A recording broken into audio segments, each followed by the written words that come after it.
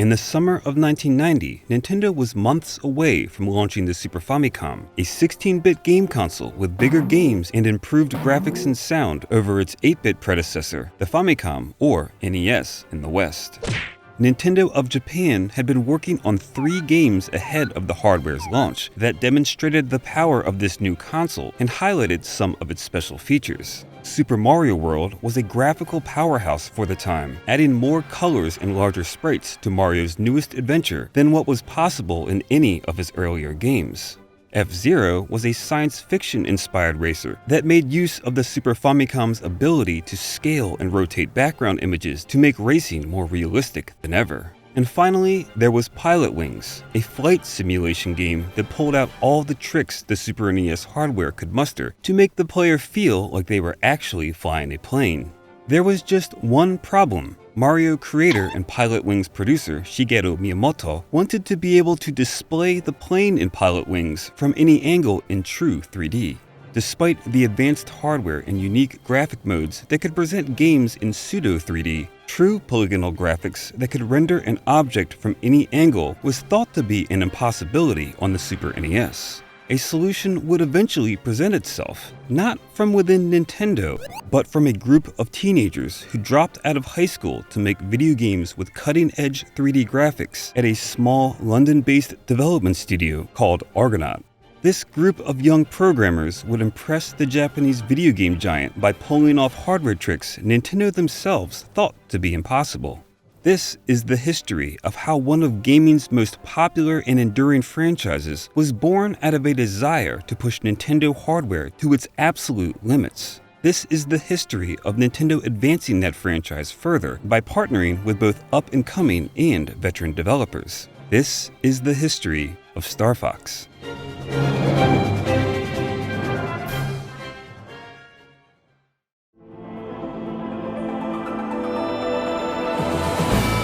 These days, true 3D graphics using polygons are a given in most modern gaming. In the 70s, 80s, and early 90s, however, sprite graphics ruled the day. Sprites worked well with games like platformers, shooters, beat-em-ups, and titles that were intended to be viewed as if the events were unfolding on a stage before an audience. 3D graphics, on the other hand, made other types of games like flight simulations and racing titles more immersive and realistic. Take Square's 1987 game Highway Star for the Famicom, also known as Rad Racer on the NES, for example. Racing games with sprite graphics had, until this point, done their best to simulate 3 dimensions, with sections of track that seemed to curve to the right or left before snapping back to a straightaway. Roadside signs and palm trees whizzing by helped sell the effect, but it was a far cry from the dream of bringing true 3D gaming into the home.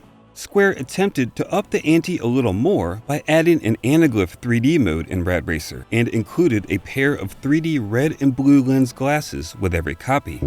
Highway Star also made use of the Japan-exclusive Famicom 3D system, a set of 3D glasses that could display stereoscopic 3D images when plugged into the Famicom.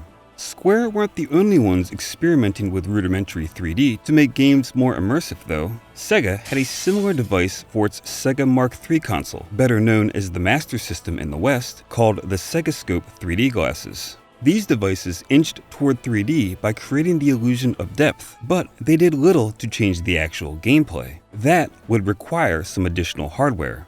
In contrast to Rad Racer's track that snapped back into place when you completed a turn, making a sharp turn in F-Zero on the Super NES seemed to rotate the entire world to follow the trajectory of the vehicle. A special graphics mode built into the Super NES called Mode 7 allowed a flat background layer to rotate and scale. The resulting 3D effect was perfect for games like F-Zero and Super Mario Kart, or even to display the overworld in RPGs like Final Fantasy VI. Mode 7 was not without its limitations, however. For starters, the graphic layer always remained flat. Any objects that should look to be rising above the ground would instead appear to be printed directly onto it. Additionally, the hovercar sprites in F-Zero didn't actually grow or shrink depending on position. Like Rad Racer before it, F-Zero used multiple sprites that popped in and out to create the illusion of depth for the player. A smaller sprite was used if a hover car was farther away. As the player approached the racer in front of them, the sprite was replaced with a larger, more detailed version. This meant that every vehicle in F-Zero required a bank of sprites to accommodate every perceived distance and angle. All of those sprites added up to a hefty memory requirement for a cartridge with an already limited capacity. While even the most advanced home consoles struggled with true 3D in the living room, three-dimensional graphics were commonplace in the arcade. In 1980, Atari released Battlezone for both their home console, the Atari Video Computer System, also known as the Atari 2600, and as a proper arcade machine. Both games put players behind the controls of a tank rumbling across a battlefield, blasting enemies to bits. The home console version had basic sprite graphics, meaning enemies popped in and out depending on the player's perceived distance, just like the hover car sprites in F-Zero. Meanwhile, the arcade version of Battlezone used vector graphics that more realistically increased and decreased in size as the player rumbled toward them to line up a shot. This vector-based graphic technology established Battlezone as the first true 3D arcade game with a first-person perspective. Similar wireframe graphics were used 3 years later in Atari's Star Wars arcade game. Where Battlezone required players to turn and drive their tanks around the battlefield, Star Wars emphasized targeting and shooting with all of the flying handled automatically by the game itself. This style of gameplay, where players needed to shoot down enemies while avoiding hazards on a preset route, came to be known as an on-rails shooter, or simply rail shooter. Atari's Star Wars arcade game caught the attention of London-based teenage programmer Jeremy Elliott San, better known to the gaming community as simply Jez San. Inspired by it, he began work on his own game that would put him on the map, a free-roaming 3D shooter called Starglider. In his mid-teens, San had dropped out of high school to pursue work in programming and game development. He quickly made a name for himself by learning how to code in assembly for numerous microprocessors, including the Tandy TRS-80 and the BBC Micro. San rapidly learned that potential clients found it difficult to take a 16-year-old programmer seriously, so he decided to start his own company. But what to call his fledgling business? His own name provided the inspiration for the word Argonaut, as in Jez San and the Argonauts, a nod to the 1963 film Jason and the Argonauts.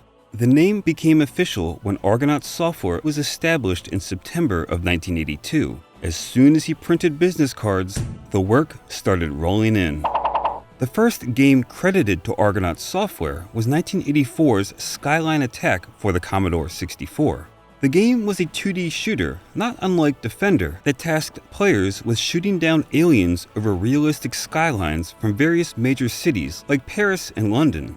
For Argonaut's second game, San originally wanted to license Atari's Star Wars arcade game and bring it to the home computer market in all of its 3D glory. Unable to secure the license though, San pivoted to a game heavily inspired by the first-person perspective and colorful wireframe graphics he had enjoyed through numerous Death Star trench runs in Atari's coin-op. This game would end up becoming Starglider, a free-roaming 3D shooter which launched for various computer platforms in 1986.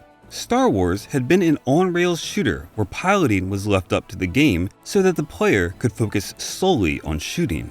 Starglider, on the other hand, gave the player manual control to chart their own course, flying above a battlefield teeming with enemy targets. 2 years later, 1988's Starglider 2 improved on its predecessor's 3D visuals by replacing the wireframe graphics of the original with flat-shaded polygons. Its gameplay evolved as well, becoming a bit more complex. It was on Starglider 2 and its various ports that two future game industry heavyweights got their start. Two teenagers named Giles Goddard and Dylan Cuthbert had held keen interests in computer programming and game development. Both were doing programming on their home computers that their school teachers couldn't fathom, let alone help them with. So, like Jez San had done before them, both Goddard and Cuthbert dropped out of school to work at Argonaut, which consisted of just half a dozen programmers holed up in San's house at that point. Goddard spent those early days porting Starglider 2 to the Apple Macintosh, while Cuthbert focused on sound programming for the Spectrum and Amiga versions of the game. The team at Argonaut had an insatiable curiosity for experimenting with 3D graphics on up-and-coming platforms. After Starglider 2's completion, Cuthbert was put to the task of developing a tech demo for an up-and-coming British video game console being developed in partnership between the computer peripheral company Konix and Flare Technology, a trio of engineers formerly of Sinclair Research, the company that created the ZX Spectrum.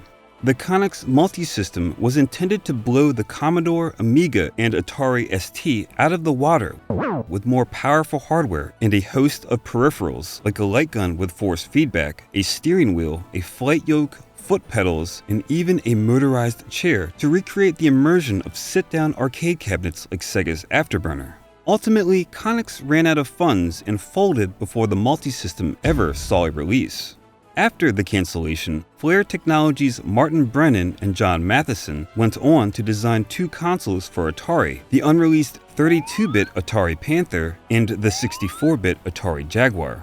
As for Flare Technologies' third engineer, Ben Cheese, he would soon receive a phone call that would provide him with an opportunity to leave his mark on gaming forever. With the Konix multi-system relegated to the scrap heap of history, Argonaut refocused their efforts on other machines like Nintendo's NES and Game Boy.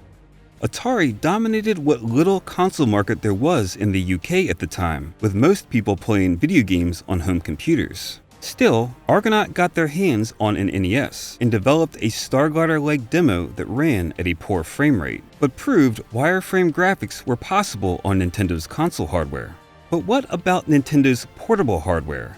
Jez set Dylan Cuthbert to the task of creating a 3D game on the Game Boy, a task that began with reverse engineering a consumer Game Boy to create a makeshift development kit. Argonaut was much too small and unknown to get a real dev kit, so Cuthbert pieced together his own that involved a camera pointed at his Game Boy screen and a severely modified copy of Tetris with wires connected to a custom circuit board that another employee at Argonaut custom printed in a bathtub full of acid. With his makeshift dev kit complete, Cuthbert got to work developing a 3D graphics engine on the Game Boy and began to labor away on a game Argonaut was calling Eclipse at the time. Cuthbert took cues from the success of Starglider and its sequel, designing Eclipse to be a 360-degree free-controlling shooter. Cuthbert didn't know it, but Sand packed an early version of Eclipse when he journeyed to America for the 1990 Summer Consumer Electronics Show. It didn't take him long to get it in front of Nintendo of America's Don James. These days, James acts as the Executive Vice President of Operations at Nintendo's American branch. But back in 1990, he was in charge of Nintendo of America's Special Projects division. Cuthbert's demo completely blew James's mind. It had been widely believed throughout Nintendo that 3D graphics on the Game Boy were an impossibility. At the time, Shigeru Miyamoto and his team were already struggling with 3D on the far more advanced Super Famicom. So to see true 3D wireframe graphics running on Nintendo's underpowered handheld was nothing short of miraculous. Additionally, Cuthbert was able to bypass the Game Boy's copyright protection, intended to prevent third parties from manufacturing Game Boy games without seeking permission from Nintendo first. For a Game Boy to work, the word Nintendo had to drop down when the system was turned on. Thus, third parties would be using Nintendo's trademark without permission for their games to function, putting themselves further in legal trouble. Argonaut had figured a way around that protection though, replacing the Nintendo text with Argonaut on their demo, which operated normally. James shared both miracles with other staff members at Nintendo, and in July of 1990, Dylan Cuthbert and Jez, at ages 18 and 23 respectively, found themselves seated in an airplane bound for Kyoto for a week of meetings with some of the brightest game makers at Nintendo. In the initial meeting, the two programmers from London met with around 30 Nintendo employees, each wearing Nintendo-branded jackets, eager to meet the people who had made 3D graphics possible on the Game Boy. Sand and Cuthbert demonstrated Argonaut's work on the Nintendo Entertainment System as well as the Game Boy, much to the amazement of Nintendo's top brass. At the time, Eclipse was already licensed to UK-based publisher Mindscape, but Nintendo bought up all the rights to Cuthbert's unfinished game and invited him and some of Argonaut's other young programmers to partner with Nintendo R&D 1 to finish the title. Nintendo had a few surprises of their own to share with the young programmers from London. They introduced Sand and Cuthbert to the upcoming 16-bit Super Famicom and 3 titles currently in various states of completion that Nintendo planned to have available at launch: Super Mario World, F-Zero, and Pilot Wings. Nintendo explained that they wanted the plane and Pilot Wings to rotate in full 3D, but that it was not possible with the stock Super Famicom hardware. They included a DSP chip in each copy of Pilot Wings that could handle the complex mathematical calculations necessary for the pseudo 3D perspective, but it wasn't quite powerful enough for true 3D, let alone shaded polygons. Sand suggested that Argonaut could design a chip that would make 3D graphics possible on the Super Famicom hardware. At first, Nintendo wanted to include the chip in their 16-bit hardware itself, standardizing what would become known as the Super Effects chip in the North American launch of the Super NES and subsequent versions of the Super Famicom.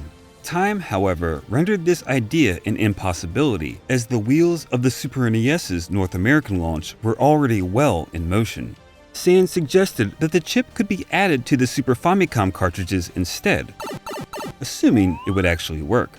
To verify that his grandiose plan was at least possible, Sand pressed pause on the meeting at Nintendo to make an extremely important international phone call. Nintendo's top brass were waiting in the room when Sand rang up Ben Cheese, who had worked extensively on the hardware for the ill-fated Conix multisystem. The two agreed that not only was it possible to pack a coprocessor into a Super NES cartridge, but that it would also make true 3D graphics possible on Nintendo's upcoming 16-bit console. Yamauchi, Nintendo's president at the time, asked Sand how much money he'd need to develop such a chip. Sand responded with the largest, most inconceivable number he could think of: $2 million, equating to more than $4.5 million when adjusted for inflation in 2022. To Sand's surprise, Yamauchi granted the seemingly impossible sum without hesitation, leading Sand to think he potentially could have gotten away with an even larger number. Argonaut's agreement with Nintendo was set. The $2 million would fund the development of the specialized chip, and additionally, Argonaut would develop 3 Super NES titles that utilized it. The Kyoto meetings ended with unprecedented results. Nintendo agreed to partner with a Western developer to help develop new games together in Nintendo's Kyoto headquarters for the first time ever. This astonishing partnership would polish up Cuthbert's Eclipse for the Game Boy, put Argonaut on the map internationally, and launch a series that would become one of Nintendo's core franchises for decades to come.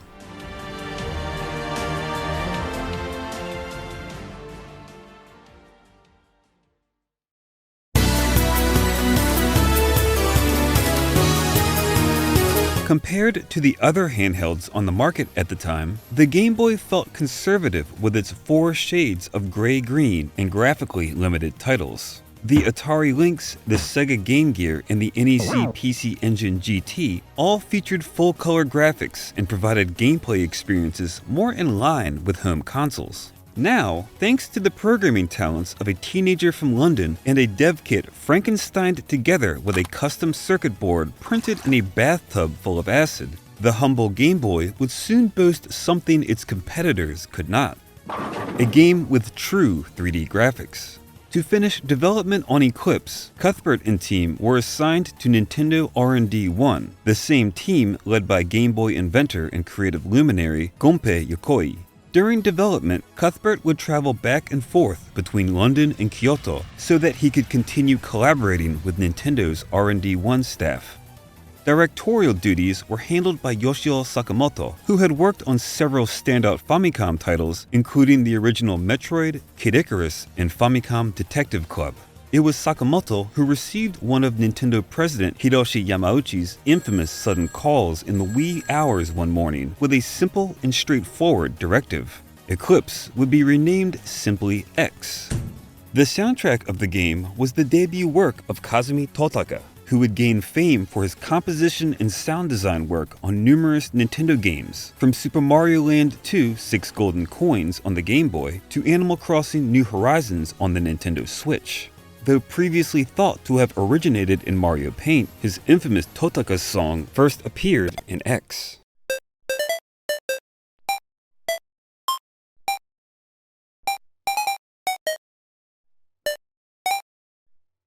The 19-note melody would continue to be included in several of the games Totaka worked on in the future as an ongoing Easter egg. X placed players behind the controls of a starship. They were tasked with carrying out 10 missions assigned by the training academy coach to protect the planet Tetamus II from an alien invasion. By the time Cuthbert began collaborating with Nintendo R&D 1, the bulk of X's design was largely finished. Sakamoto helped polish the game by adding and changing details to make it easier for the player to understand what to do and where to go. The result was a fairly choppy but undeniably impressive three-dimensional title unlike anything anyone had ever seen on a Game Boy. In addition to the in-game 3D graphics and gameplay, X featured a fully 3D title screen and tiny movies in which the vector-based training academy coach would explain mission objectives. X launched to middling reviews on the Japanese market, with publications like Famitsu chiding the game's difficulty and complexity, but applauding its seemingly miraculous 3D graphics. The sheer spectacle of a three-dimensional game running on Nintendo's portable hardware was sadly not enough to garner X a Western release. The game was fully localized for the West and even given a new title, Lunar Chase, but Nintendo of America ultimately scrapped its release out of concerns that the complexity of the title would be a bit too much for an audience more accustomed to simple puzzle games like Tetris. While development progressed on X, Argonaut moved quickly to make good on designing a chip to bring 3D graphics to the Super Famicom. San enlisted the aid of Ben Cheese and a few other hardware engineers to design what would first be known as the Mario chip, before Nintendo's marketing team dubbed it the Super FX chip. In this case, Mario stood for Mathematical Argonaut Rotational Input-Output. Argonaut was on the hook to make 3 Super FX chip games for Nintendo. To facilitate development of all 3 games, Dylan Cuthbert properly relocated to Kyoto along with Argonaut employees Giles Goddard, Krister Wamble, and later Colin Reed, setting up shop inside Nintendo's offices and reporting directly to Mario creator Shigeru Miyamoto. By the time they arrived in Kyoto, the Argonaut team had a working demo full of 3D rendered objects and gameplay similar to Star Glider 2. The player could fly a craft where they pleased with full 360-degree movement, but it was a far cry from a finished game, and Miyamoto knew it was in rough shape. He instructed the Argonaut team to start over with a simple shape standing in for what would eventually become the player's ship. Miyamoto also chose to ditch the free-flying gameplay for an on-rails experience. This idea came from the Fushimi Inari Shrine in southern Kyoto and its thousands of bright red torii gates. Miyamoto visited this shrine often, and his decision to go for an on-rails experience occurred to him as he imagined piloting a ship through the makeshift corridors formed by the torii gates. This on-rails focus would allow players to navigate a series of obstacle courses and enemy encounters before reaching a boss at the end of each level.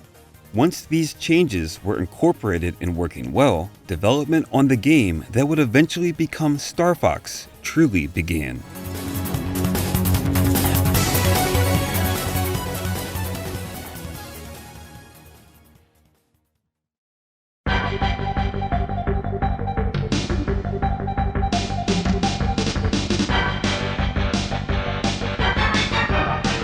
With Argonaut focused on programming the game, the Nintendo team set to work creating its setting and plot, eventually deciding to name it Starfox. The story saw the Lilat system besieged by the military might of the evil Emperor Andros. To counter the invasion, General Pepper of the planet Corneria entrusted a squadron of advanced aircraft called R-Wings to a band of adventure-seeking mercenaries with incomparable aerial combat skill, the Starfox team. Miyamoto wanted nothing to do with the serious human-based science fiction storylines full of mecha and monsters that were common in Japanese pop culture at the time. Instead, he asked a young Takaya Imamura, who had just wrapped up character designs for F-Zero, to create a cast of anthropomorphic animals for Starfox. Imamura felt animals would be a strange cast for a shooter, but Miyamoto persisted, claiming that an all-animal cast would leave a stronger impact than a human one. Several design ideas for Starfox came directly from Japanese culture. The entire background story for the galactic conflict between Hound Dog General Pepper and his forces and the wicked ape scientist Andros came from the Japanese idiom kene no naka, which meant the relations between dogs and monkeys.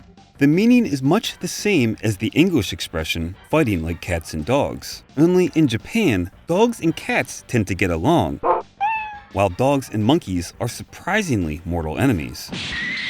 The Fushimi Inari shrine that inspired Miyamoto's decision to build the game as an on-rails shooter also inspired the game's protagonist, Fox McCloud. The Shinto god of rice, Inari, is said to use foxes as messengers, and so the shrine is home to numerous statues of foxes. For the rest of the cast, Imamura looked to Japanese folklore and settled on a hare and a pheasant. He drew the characters' personalities directly from his Nintendo colleagues working on the Star Fox project. Project leader Miyamoto inspired the Star Fox team leader Fox McCloud, Tsuyoshi Watanabe, who designed 3D objects for the game, including the R-Wing ships, along with enemies and obstacles, became the basis for Fox's rival and second-in-command, Falco Lombardi, the pheasant. Star Fox director Katsuya Eguchi became the wise team mentor Peppy Hare, and Yoichi Yamada, responsible for the game's enemy animations, became Slippy Toad due to his habit of signing notes to fellow employees with a small toad mascot. In addition to creating the game's characters, Imamura would be in charge of designing everything that would be displayed in traditional sprite art. In these early days, it would have been impossible for Imamura to suspect what long-lasting impact he'd leave on not just the Star Fox franchise, but several of Nintendo's most popular series over the course of his 30 years at the company. Rounding out the Nintendo talent assigned to the Star Fox project were Koji Kondo and Hajime Hirasawa. Kondo, who by this time had built a name for himself by composing for The Legend of Zelda and Super Mario Bros. Series, lent his talents for sound design to the project. Kondo incorporated effects to make it sound like massive battleships were passing overhead in some of the boss battles, and increased the reverb during certain sections like flying through a corridor to make them extra immersive. Surprisingly, Kondo did not compose the project's score, with the job instead falling to Hajime Hirasawa, with this being his third and final project at Nintendo. For Star Fox, Hirasawa composed a soundtrack that incorporated multiple musical styles, ranging from the rock-heavy melodies of Corneria and the funk-driven bass lines of Fortuna, to the synth-heavy sounds of Macbeth and the title's cinematic-inspired main theme. While the Nintendo team focused largely on the creative aspects of the game, the Argonaut team developed levels and gameplay concepts. Miyamoto would sit behind the young programmers smoking cigarettes and making suggestions over their shoulders. Dylan Cuthbert and Takaya Imamura cited Namco's 3D shooters Solvalu and Starblade as direct influences on Star Fox's development. Both were popular in Japanese arcades at the time and featured on-rails gameplay and shaded polygon graphics. Star Fox's Armada level was even a not-so-subtle nod to Starblade, as were enemies briefly flashing when hit, which was a detail pulled directly from the game. What set Star Fox apart from Namco's 3D shooters, though, was an emphasis on the feeling of flight. The on-rails nature of Star Fox meant that players had to maneuver the R-Wing to avoid incoming enemy projectiles and other obstructions. The R-Wing could boost forward or slow down to avoid being crushed by falling obstacles, and the L and R buttons on the Super NES gamepad could roll the R-Wing 90 degrees to fit through narrow gaps with a more vertical orientation. Double tapping either of these shoulder buttons would perform the game's famous barrel roll action that blocked incoming enemy blasts. Star Fox also incorporated numerous power-ups. Destructive Nova Bombs wiped out most enemies on the screen and did severe damage to bosses. A Power Shield rendered the R-Wing invincible to enemy attacks or collisions for a number of free hits, and the Twin Blasters power-up allowed the player's ship to fire off 2 laser blasts per shot instead of 1. Collecting this power-up a second time would improve their destructive power. Another of the game's unique mechanics was Fox's interaction with his wingmen. Peppy, Slippy, and even the ace pilot Falco occasionally ran into trouble and radioed Fox for an assist. They'd respond with thanks if the player helped them out, but if they were ignored, they could be damaged or even shot down. By early 1993, Star Fox was complete and ready for a launch date of February 21st in Japan and March 26th in North America. The PAL version would be released in the summer of 1993 under the name Starwing to prevent confusion and potential legal action from a now defunct German company called Starvox.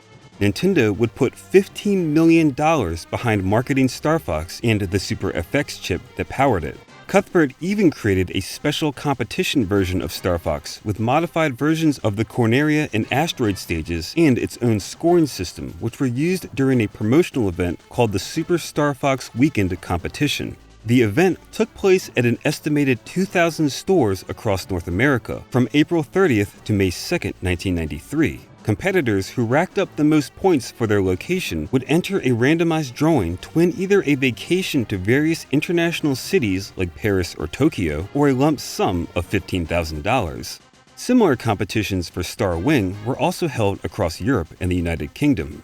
Star Fox flew off store shelves, selling 1.7 million copies in North America and Japan by the end of March 1993, and an estimated 4 million copies worldwide by 1998.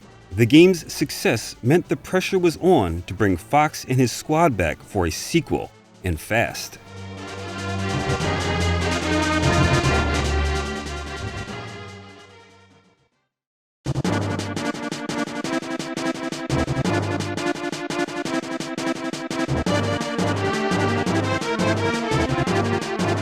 The Super FX chip had brought true 3D graphics to the Super NES in a way Nintendo hadn't thought possible. But the world of game development was moving fast, and nothing stayed on the cutting edge for long. Argonaut and Nintendo knew that the window for developing and selling Super FX games was short and closing.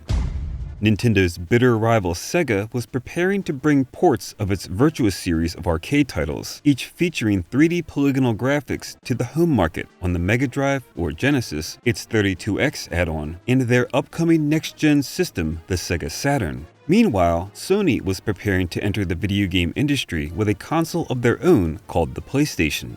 Both the Saturn and PlayStation were 32-bit consoles with 3D graphic capabilities that simply outmatched what the Super NES could produce, even with the Super FX chip.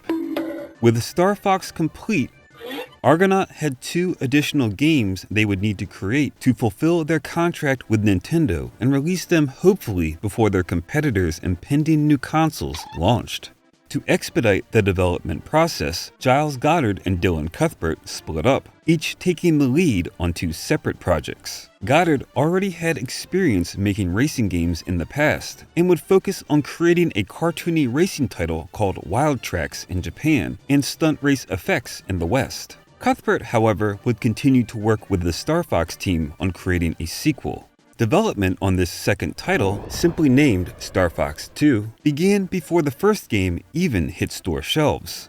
The team was happy with the work they'd done creating Star Fox, but they also knew there was plenty of potential to expand on its gameplay and concepts. The story saw the tyrannical Andross re-emerge after his defeat in the first game, determined once again to conquer the Lylat system.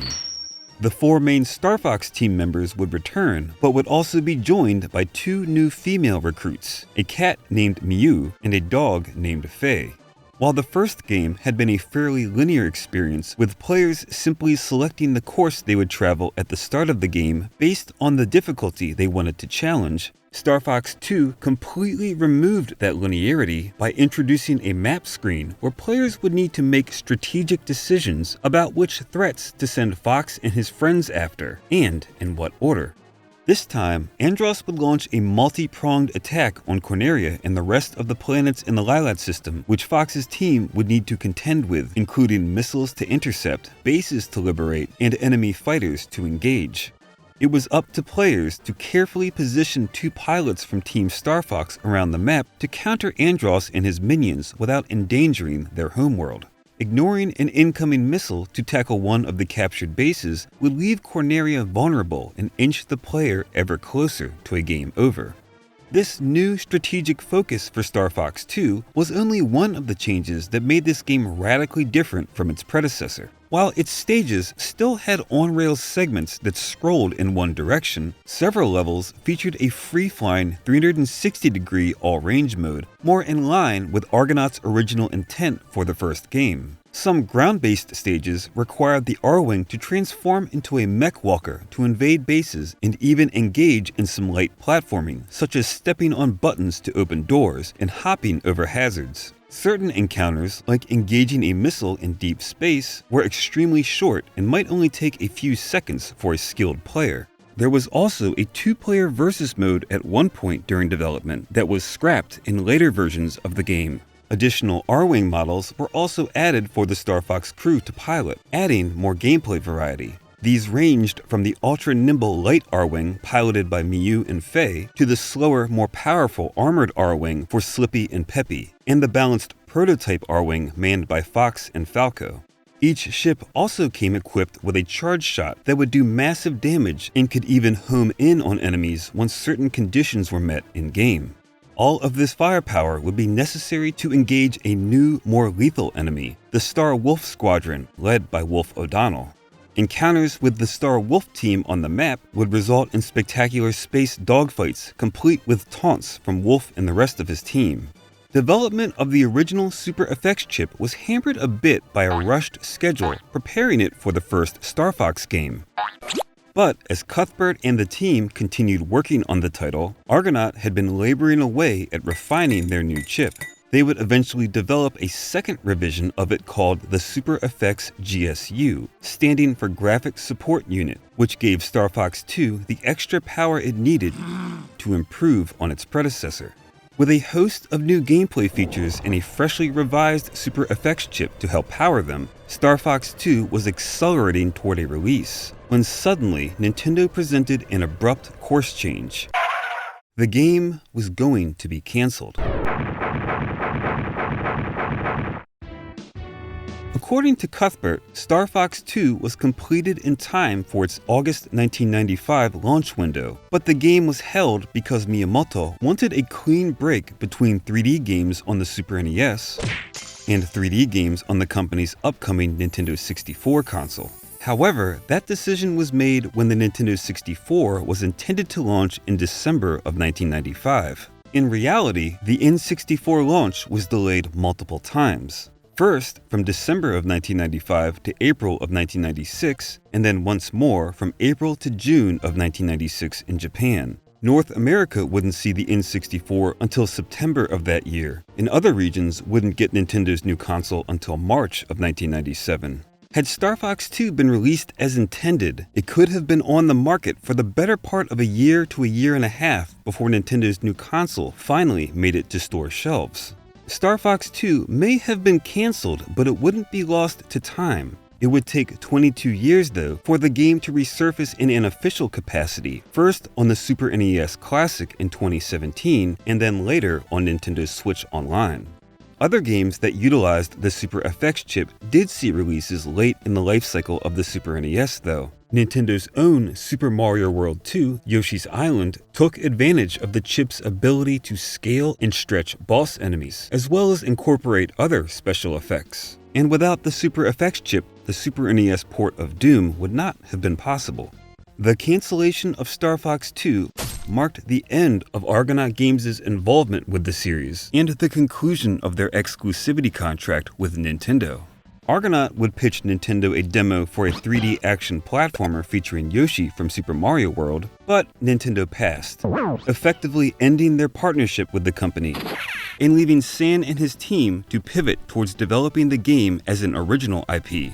Ultimately, the demo would become Croc: Legend of the Gobos and released in 1997. By that time, though, Nintendo had already set the standard for what a 3D platformer should be, with Super Mario 64 released in June of 1996 for their Nintendo 64.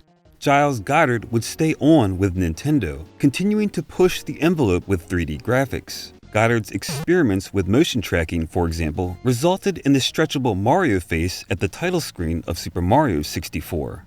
Impressed by the graphics achieved in titles such as Ridge Racer for the original PlayStation, Cuthbert left Argonaut and Japan to take a job with Sony Computer Entertainment in the US. Star Fox 2 would not be Cuthbert's last Star Fox project, but it would be for the foreseeable future. Even with the game being cancelled by Nintendo, rumblings of a new entry in the series began to grow louder. this time for a console built from the ground up to handle 3D polygonal graphics with ease, the Nintendo 64.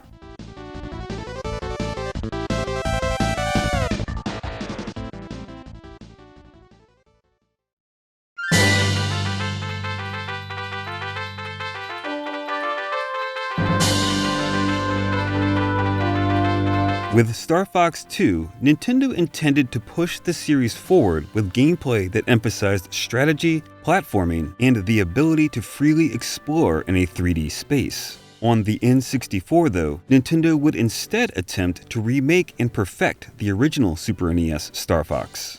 Everything about this new version of Star Fox would be bigger and better, showcasing the stark difference between 3D games on the Super NES and what was possible on Nintendo's new 64-bit hardware. Demonstrating that difference would be critical not only to impress the Nintendo faithful, but also to compete with industry rivals Sony and Sega in the marketplace. Sony's PlayStation and Sega's Saturn took advantage of the additional memory storage available on CD-based media, filling their games with impressive full-motion video sequences to help tell stories and CD-quality sound to tantalize the ears. Memory space was limited on Nintendo 64 cartridges, meaning that pre-rendered videos and high-quality audio were either highly compressed or dropped entirely. Memory limitations aside, Nintendo also differed from their competition philosophically on in-game cinematics, with Miyamoto going so far as to say that games that aspired to be more like interactive movies often wound up more movie than game. For Star Fox 64, Miyamoto and Nintendo's Entertainment Analysis and Development Team, more commonly known as Nintendo EAD, would craft a game that felt cinematic through its interactivity, not through pre-rendered cutscenes or video sequences. Work on the game that would become Star Fox 64, or Lylat Wars in Europe, began with experiments and demos crafted by a two-person team. Takaya Imamura brought his creative eye to the project, while Kazuaki Morita provided programming expertise. The duo had previously combined their efforts to create several of the bosses in The Legend of Zelda: A Link to the Past on the Super NES. Much like Nintendo evolved the formulas for the Legend of Zelda and Metroid series with their Super NES counterparts, development of Star Fox 64 focused on perfecting the formula established in the original game, rather than recreating the wheel. Even as more people joined the project, Imamura continued to work on several aspects of the game, including modeling characters, developing gameplay ideas, giving instruction to the composers on the type of music he wanted, and overhauling the Star Fox storyline. The game's plot saw the Lylat system once again threatened when General Pepper detected strange readings coming from the planet Venom. Pepper sent Team Star Fox to investigate, but this was not the four-member team from the original game. Star Fox 64 retconned the previous story and now featured Fox's father, James McCloud, Peppy Hare, and Pigma Dengar as the original Team Star Fox. On Venom, Pigma betrayed his comrades, allowing Andross's forces to capture James and Peppy. Peppy eventually managed to escape and share the story with a young Fox McCloud. 5 years later, James is presumed dead, and Andross would once again invade the Lylat system.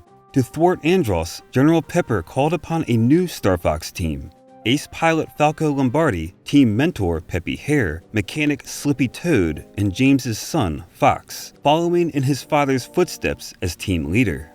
To ramp up the drama, Star Fox 64 featured full voice acting. Everything from pilot interactions, mission briefings, and even a narrated introduction at the start of the game now included voiced dialogue. Writer Mitsuhiro Takano aimed to craft lines that felt like they could have been pulled from a movie, like Peppy advising the player to "Never give up! Trust your instincts!" and Andross taunting Fox with "It's foolish to come against me!" And of course, everyone's favorite Star Fox meme, "Do a barrel roll!" While the audio samples used were more compressed than the CD quality audio possible on the PlayStation, the lower quality made sense in context as radio chatter coming directly from the R-Wing. Voice acting was a new concept in a game largely built from the bones of its predecessors. According to Shigeru Miyamoto, 60% of the ideas for Star Fox 64 came directly from Star Fox 1, with 30% recycled from the ill-fated Star Fox 2. The on-rails gameplay, the power-ups, as well as several stage, enemy, and boss designs from the first game would all return for Star Fox 64. Nintendo also kept several ideas from the unreleased Star Fox 2. An all-range mode that allowed players to freely fly where they wanted, the Charge Shot, and Team Star Fox's rival squadron, Starwolf, all debuted in Star Fox 64 despite being developed for the cancelled Super NES sequel. The remaining 10% of the game would be made up of new concepts or reinventions of previous ones. One example was Star Fox 64's multiplayer mode, which allowed up to 4 people to battle it out with R-Wings, Landmaster tanks, or even running around on foot.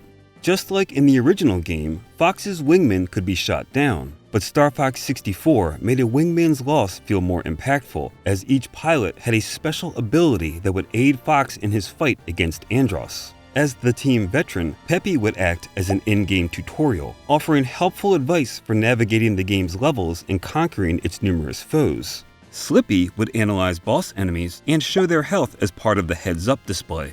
Falco would help lead the player to alternative routes throughout the Lilat system, opening pathways to planets that would be inaccessible otherwise. This was essential for accessing all of the game's missions. Losing your wingman meant losing helpful tools, giving players extra incentive to come to their aid should they be caught in enemy crosshairs. To keep gameplay fresh, Nintendo EAD developed new vehicles for Fox to pilot. Originally, Miyamoto wanted the R-Wing to transform into a humanoid mech similar to the Walker from Star Fox 2, but the rest of the team pushed back on the idea. Instead, they developed the ground-based Landmaster tank and an experimental submersible called the Blue Marine. The Landmaster could briefly hover to jump over debris or roll to the side to avoid obstacles, all while pulling off charge shots and boosting forward just like the R-Wing. The Blue Marine, on the other hand, could fire homing light bomb torpedoes that would illuminate the dark aquatic depths. Nintendo attempted to up the immersion of Star Fox 64 in as many ways as possible, with improved storytelling, countless lines of fully voiced dialogue, and plenty of new gameplay features. Its most immersive aspect, however, wouldn't be found in the game itself, but instead within the box it came in. Star Fox 64 was the first game to ship with the Rumble Pack, a battery-powered peripheral that clicked into the Nintendo 64 controller's memory card slot and punctuated every laser blast and explosion in Star Fox 64 with force feedback vibration. Long before the PlayStation 5's haptic feedback imitated the metal-on-metal friction of a gun jam in Deathloop, and more than a year before Psycho Mantis vibrated a DualShock with the power of his mind in Metal Gear Solid on the PlayStation 1, Nintendo's innovative Rumble Pack helped immerse players in the experience, with every Nova Bomb fired and enemy boss destroyed in Star Fox 64. Though incorporating the Rumble Pack into the game posed some challenges, Nintendo EAD learned they had to communicate effectively what was vibrating, or risk confusing players. As a result, several subtle vibrations were dropped in favor of more obvious ones. The game launched first in Japan in April of 1997, before making its North American arrival 2 months later, and finally landing in Europe in October. By the end of 1997, the game had sold more than 1 million copies, a success shared by only 4 other Nintendo 64 games by that point: Super Mario 64, Mario Kart 64, GoldenEye 007, and Diddy Kong Racing. Ultimately, Star Fox 64 became the 9th best-selling title on the console, with more than 4 million copies sold worldwide. Not only that, Star Fox 64 firmly cemented the characters and story beats that would directly influence the next 3 entries in the franchise. Work on the next Star Fox game for the Nintendo 64 began soon after the game hit store shelves. At the time, no one could have predicted the change in direction the series would take in its next adventure, or the rare talent required to see it through.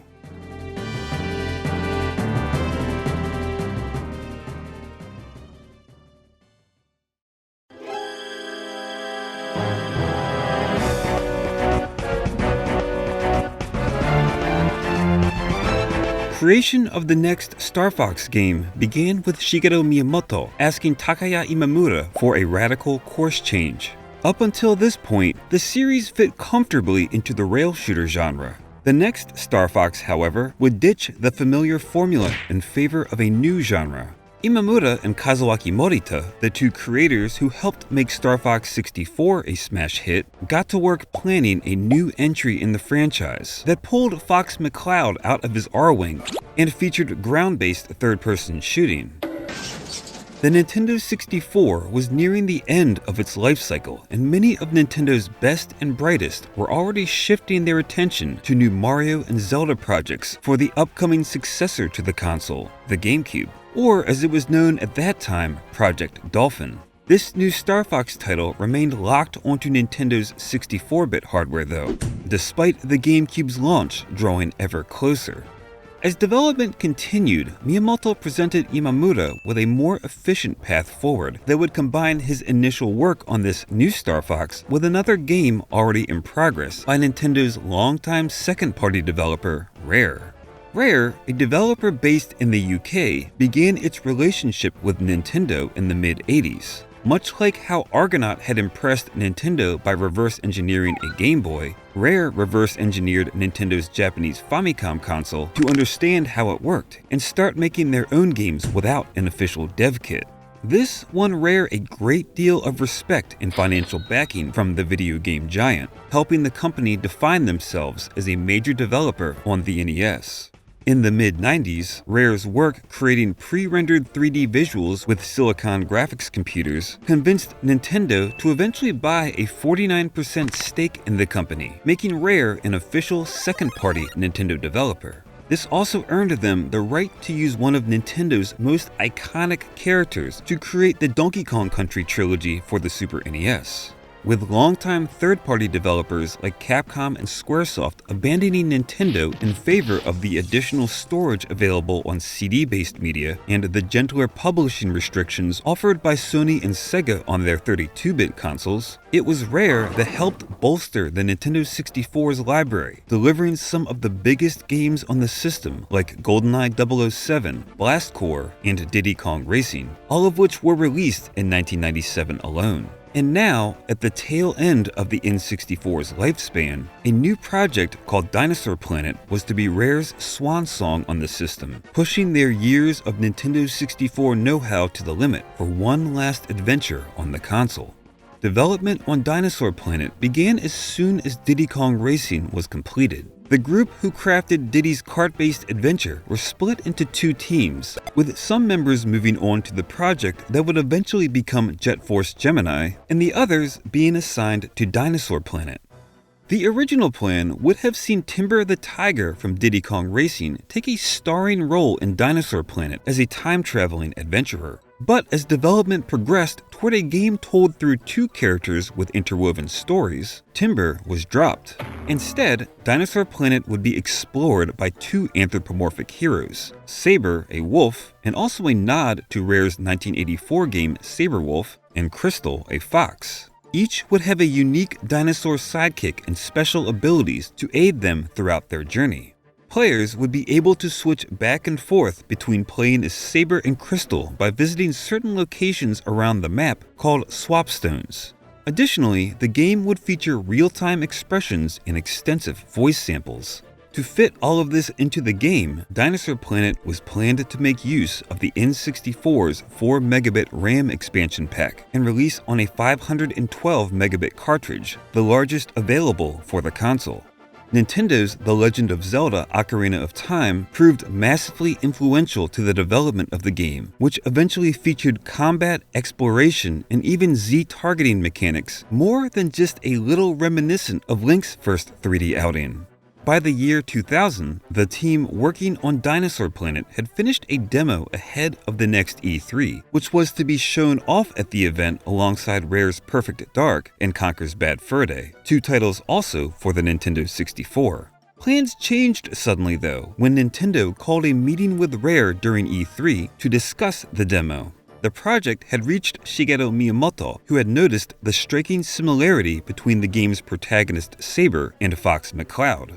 Despite Imamura already working on an adventure-based follow-up to Star Fox 64, Miyamoto suggested marrying Imamura's project with Dinosaur Planet, merging Rare's magnum opus on the Nintendo 64 with the Star Fox franchise and combining efforts across both teams.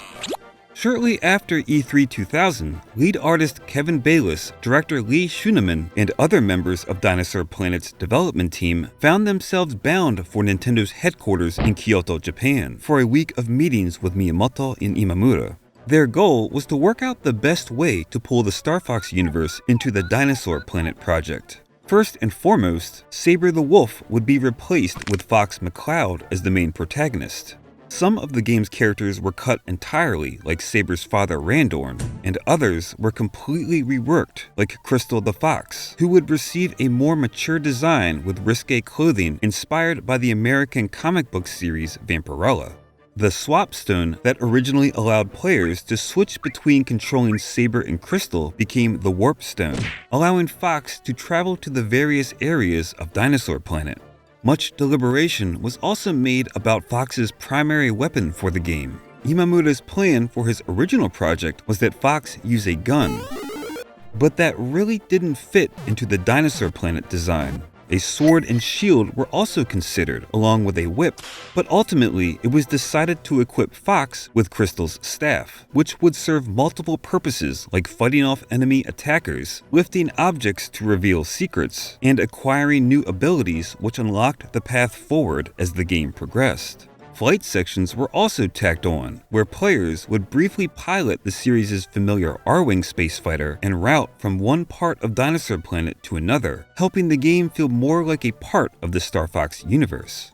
Nintendo in Japan and Rare in the UK would trade ideas and iterations back and forth via email, in addition to staffers spending plenty of time with each other in person. As producer on the project, Imamura would travel to England multiple times to fine-tune design decisions and ensure that development remained on schedule. He wasn't the only Nintendo staff assisting with the game, but just like Star Fox 64, he influenced multiple aspects of the project, including the graphics and music, as well as overhauling the narrative structure to make the game fit within the established Star Fox narrative. While many of the ideas from Imamura's original project were scrapped to fit Dinosaur Planet's game structure, the idea of setting the plot several years after Star Fox 64 remained intact.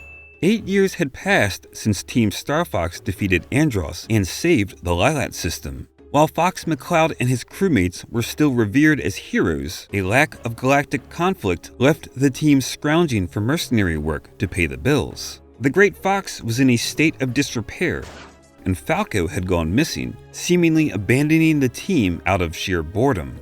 In the midst of this tedium, the team received a call to action from General Pepper. Dinosaur Planet was in peril. The tyrannical General Scales had declared war on the other dinosaur tribes and wrought havoc on the planet itself by ripping off 4 large sections of it and setting them adrift in space. It would be up to Team Star Fox to reunite the disparate landmasses and stop the evil General Scales, who was working in league with another familiar antagonist. The combined effort between Rare and Nintendo would ultimately result in the project moving to Nintendo's upcoming GameCube instead of the planned release on the N64 and being renamed to Star Fox Adventures. This decision surprisingly did not happen until later into development, after the cast of Star Fox had already been incorporated into the project. In February of 2021, gaming preservationists Forest of Illusion acquired a December 2000 N64 development build of Dinosaur Planet from a private collector and shared it online. The most notable feature from this early build was that Fox McCloud had already replaced Saber as a playable protagonist, suggesting that the move to the GameCube happened sometime later than the decision to merge Dinosaur Planet with the Star Fox franchise. This flew in the face of the commonly accepted timeline, with most believing that the choice to transfer the project to the GameCube and include Star Fox characters happened at the same time. According to Kevin Bayliss, the initial plan was to create a game that would be known as Star Fox Adventures Dinosaur Planet and to release it on the Nintendo 64. Eventually, the Dinosaur Planet subtitle was dropped, and the game officially moved to Nintendo's new hardware. After its lengthy development came to an end, Star Fox Adventures hit store shelves in September of 2002, about a year after the GameCube's launch, quickly selling more than 200,000 copies in Japan in its first weeks, and earning $30 million in sales in the United States by 2006. Reviewers criticized the game's disconnect from the series' rail shooter formula established in the previous games. They also called out the shoehorning of the Star Fox franchise into a game that had already been marketed as an original title, with some outlets even suggesting that Fox was on Dinosaur Planet at Nintendo's request, and not because he belonged there. The same month that Star Fox Adventures hit store shelves, Microsoft officially purchased Rare for the dizzying sum of $377 million to develop games for their upcoming Xbox home console. Rare's swan song for the GameCube became a final definitive note on its decades of work with Nintendo as a second-party developer. For fans, Star Fox Adventures represented a first and final look at what the studio that had bolstered the Nintendo 64 library with numerous hits might have achieved with the comparatively advanced hardware of the GameCube. While Rare's time with Nintendo was over, they left an indelible mark on the Star Fox franchise in the form of Crystal, now an official member of Team Star Fox. With Rare out of the picture, the franchise's next entry would fly much closer to the series' on-rails shooter origins, with a little help from a developer well established in the space shooter genre, Namco.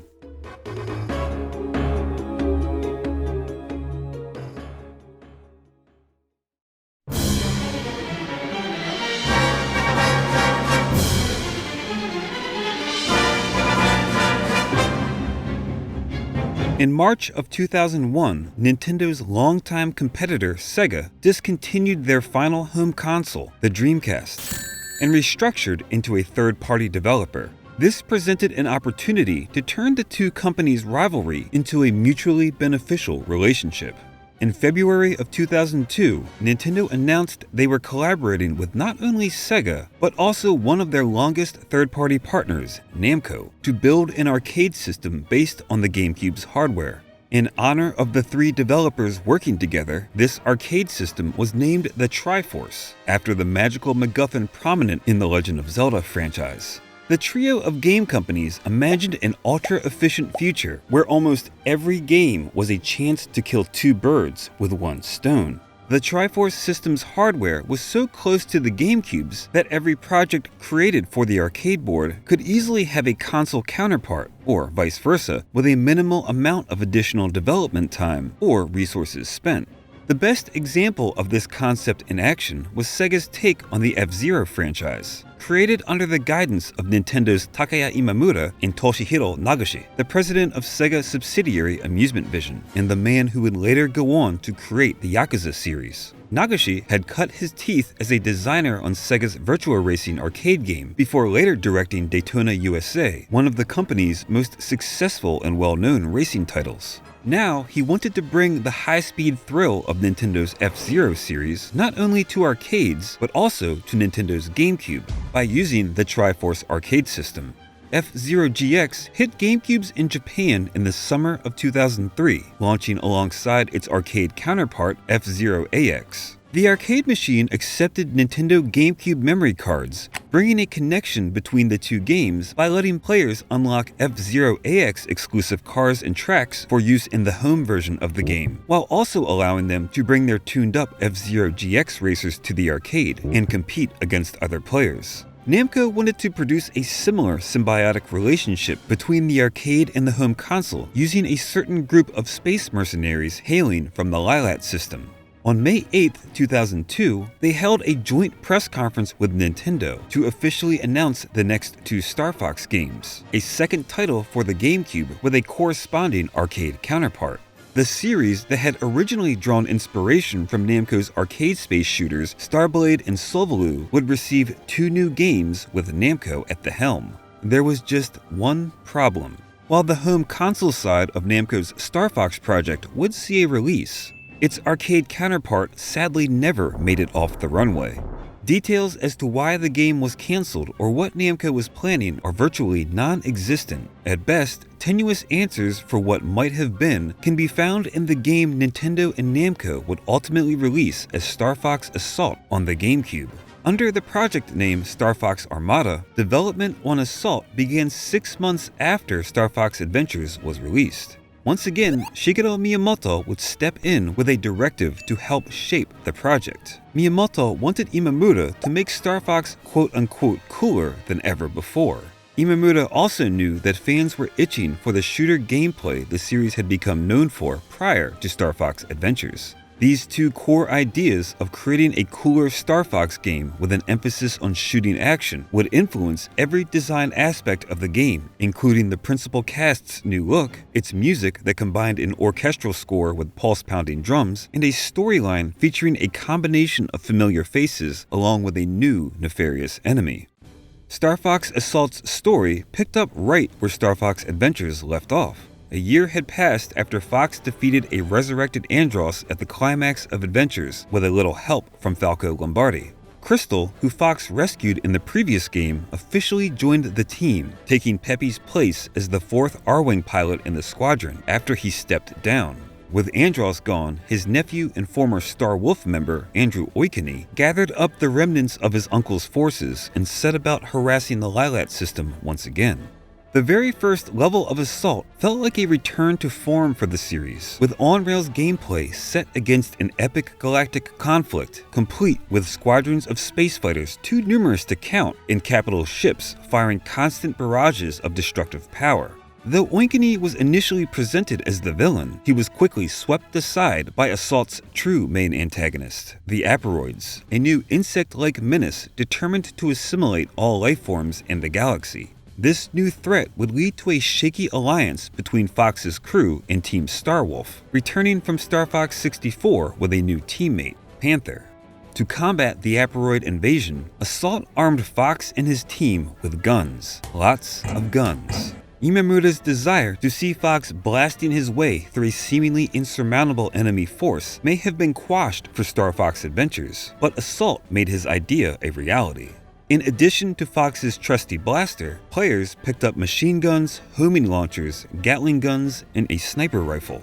In certain on-rails sequences, Fox would even ride on the wings of his teammates' R-Wings while blasting incoming foes to bits with a plasma cannon. Assault cultivated a unique identity in the Star Fox franchise by being the only game that combined run-and-gun gameplay with vehicular combat. Star Fox 64 occasionally switched things up by having Fox swap his R-Wing for a Landmaster tank or the Blue Marine for a level or two, but Assault asked players to swap between third-person shooting on foot and piloting a vehicle on the fly to accomplish specific objectives within a single level. Deciding when to hoof it and when to hop back into the ship would be determined by the player, not scripted events. This concept of swapping from ground-based shooting to vehicular combat formed the core of Star Fox Assault's Versus mode.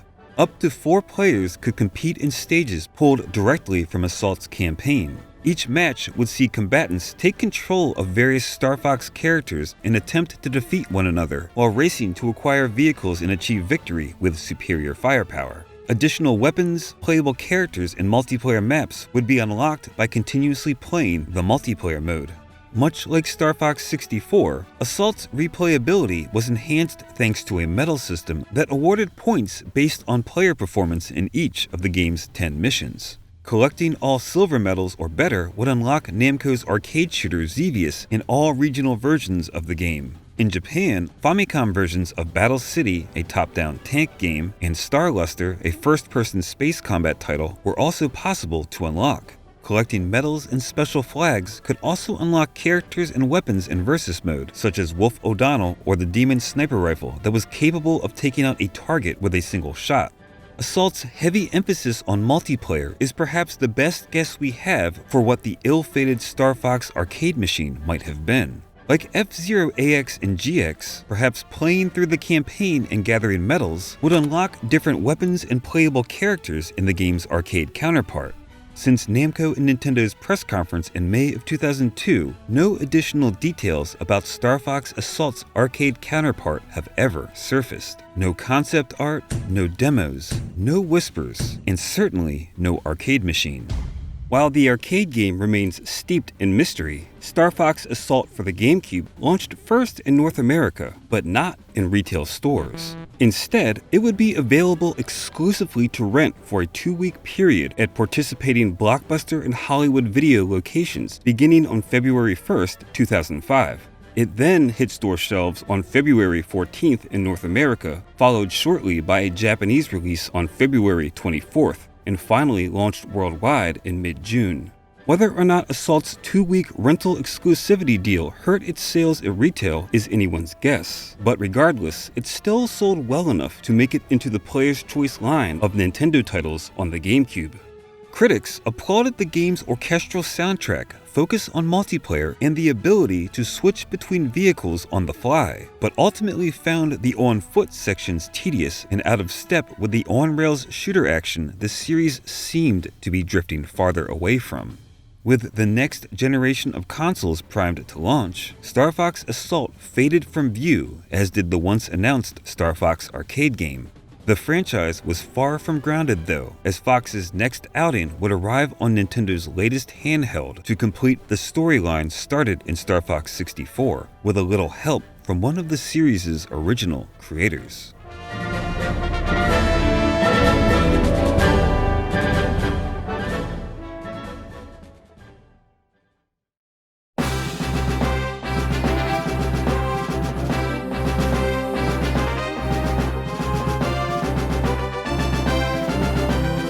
By the end of 1995, Star Fox and Star Fox 2 lead programmer Dylan Cuthbert was looking for a change. For the past few years, he had worked as one of a handful of Argonaut programmers who had relocated to Nintendo's Kyoto headquarters to make games utilizing the Super FX chip.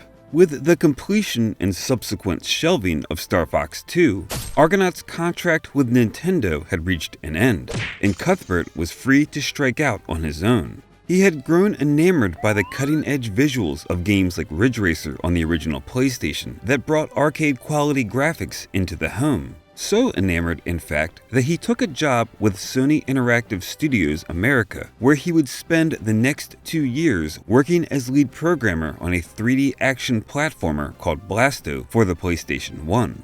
But the allure of Japan, which Cuthbert once described as a mecca for gamers, proved too strong, and once development wrapped on Blasto, he transferred to Sony Japan.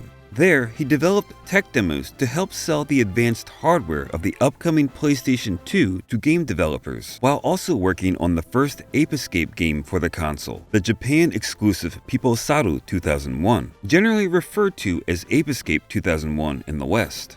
On August 9, 2001, Dylan Cuthbert founded Q Games, a development studio based in Kyoto, Japan. The fledgling studio spent its earlier years acquiring talent and building tech demos for clients such as Microsoft and Sony. The studio's first game was a puzzle title released as part of the Japan-exclusive Bit Generations series of budget Game Boy Advance games. Digidrive tasked players with propelling a disc-shaped object called a corvetto as far as possible by directing objects of various shapes into 4 lanes. During production of Digidrive, Shigeru Miyamoto approached Cuthbert about launching a new Star Fox on Nintendo's upcoming dual-screen handheld, the Nintendo DS. With the benefit of dev kits for the new handheld provided directly by the source, and no reverse engineering required this time, it only took the developers at Q Games a few months to build a working demo that played much like a level from the original Star Fox. But the technology built into the Nintendo DS offered several unique gameplay mechanics not possible in previous games in the franchise. And as a relatively early DS game, this new title needed to help sell the system's advanced features. This time it was Imamura who stepped in with a course correction, suggesting that the game recycle some of the ideas from the previously scrapped Star Fox 2 and make better use of the DS stylus to create a full-fledged Star Fox experience. In addition to incorporating all of the technology packed into Nintendo's latest handheld, the game that would become known as Star Fox Command also tied up the series' plot threads in a story that picked up after the events of Star Fox Assault.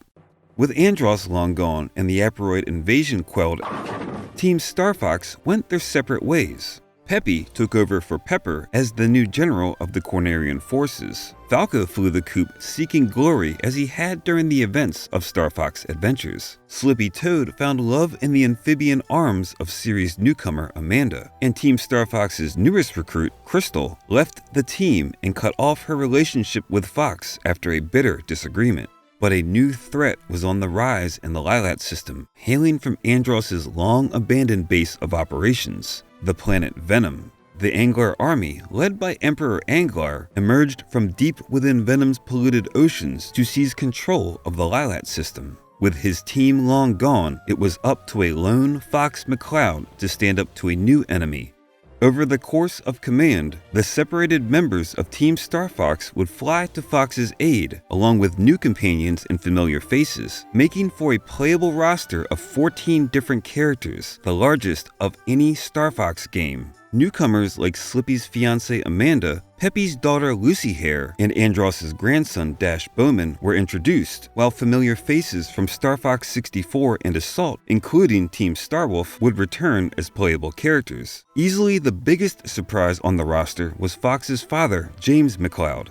Much like its then unreleased Super NES predecessor Star Fox 2, Command featured levels with full 3D flight dubbed All Range Mode rather than the on-rails design of the original game and Star Fox 64. On-rails levels had a definitive starting and ending point, locking the player in for the duration with no place to take a break mid-level. This was fine for playing at home, but became a hindrance when navigating a daily commute or engaging in missions over a coffee break. Quick, bite-sized all-range levels empowered players to self-serve how much time they wanted to spend during each play session. Designing Command around the all-range mode presented a great deal of challenge when it came to perfecting its control scheme, however. With guidance from Miyamoto himself, Cuthbert and Q Games spent a great deal of time working out the controls. The team experimented with having players draw different shapes using the Nintendo DS stylus on the touchpad to perform Arwing maneuvers, such as a semicircle to initiate a U-turn or a full circle to do a barrel roll. Another experimental control scheme allowed the player to press and hold the stylus on an enemy's position on the map, initiating an autopilot mode where the Arwing would circle around the enemy while the player inspected for weak points, a feature that would eventually be incorporated into a future Star Fox title. After lengthy experimentation, the team eventually settled on a drastically simplified control scheme where the stylus was used to maneuver the Arwing, and all of the DS buttons, including the shoulder button and D-pad, would fire its lasers. This prevented the player from having to awkwardly hold the handheld while using the stylus to fully control the ship. It also made the game work for both right and left-handed players. The touchpad would serve multiple functions like displaying a radar for each stage, executing advanced flight maneuvers like loops and U-turns with a simple icon tap, and allowing players to drop bombs on enemy targets. All-range mode was hardly the only idea recycled from Star Fox 2 though. Between stages, players would navigate the game via various map screens, prioritizing incoming enemy threats and thinking strategically while directing Fox and his wingmen. If players failed to engage an incoming enemy missile, for example, the Great Fox would take damage, leading to a game over. Colliding with an icon on the map would initiate an enemy encounter that might range from shooting down incoming missiles to attacking an enemy mothership. Where the whole of Star Fox 2 took place on a single map of the entire Lylat system, Command featured a map for each planet. After completing the game once, players could chart their own course through the Lylat system, engaging the game's various locations in a manner of their own choosing. The decisions they made would determine which of the 9 possible endings they would see at the end of each playthrough. That's right, 9 possible endings. While Star Fox Command did conclude the storyline that started with Star Fox 64 in 1997, none of the multiple endings are necessarily canon. Depending on player action, Crystal may become a disgraced vigilante living on the outskirts of the galaxy, or in a clear nod to F-Zero, Fox and Falco may join the G-Zero Grand Prix as racers, putting their mercenary lives behind them for good. Outside of the campaign, Starfox Command presented another first for the series, online multiplayer. By connecting locally over Nintendo DS download play or going online with Nintendo's Wi-Fi connection, up to 6 players, 4 online and 6 for local play, could compete in aerial dogfights. Starfox Command launched in late summer 2006 for most of the world, with a European release in January of 2007. Despite a return to form with additional help from one of the series' long-absent original creators no less, and franchise firsts including online multiplayer, Starfox Command sold a grand total of an estimated 500,000 copies globally. This was particularly low for a big-name Nintendo series whose most divisive games on the underselling Nintendo GameCube had managed to easily move 1 million copies at least. With Starfox Command fully launched, Q Games returned their focus back to developing original game concepts like their popular Pixel Junk series. The studio would occasionally return to Nintendo hardware, releasing downloadable games for the DSi, including a port of their first game, Digidrive, and even a follow-up to Dylan Cuthbert's 3D game on the original Game Boy, X. For X Returns, known as Escape outside of Japan, Cuthbert took on the role of art director, filling the game with monochromatic shaded polygons, reminiscent of early computer graphics from movies like Tron. Q Games jumped back into the R-Wing's metaphorical cockpit once more to help sell the features of Nintendo's next handheld, the Nintendo 3DS, with a remastered version of Star Fox 64.